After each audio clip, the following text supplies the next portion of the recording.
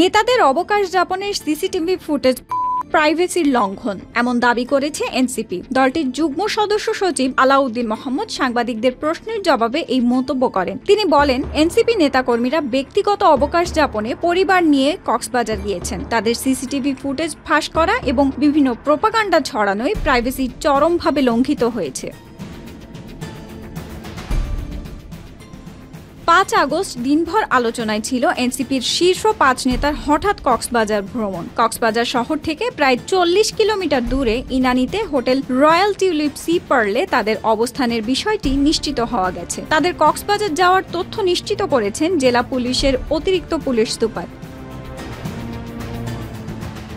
জানা যায়, এদিন বাংলাদেশ বিমানের একটি ফ্লাইটে এনসিপির ৫ নেতা কক্সবাজার যান। তারা হলেন হাসনাত আব্দুল্লাহ, সার্জিস আলম, নাসিরউদ্দিন পাটোয়ারি, তাসনিম জারা ও খালেদ সাইফুল্লাহ। এনসিপি নেতারা ভিআইপি লাউঞ্জ ব্যবহার না করে সাধারণ যাত্রীদের গেট দিয়ে বের হয়ে চলে যান। বিমানবন্দরের নিরাপত্তায় নিয়োজিত এক কর্মকর্তা নাম প্রকাশ না করার শর্তে বিষয়টি নিশ্চিত করেছেন।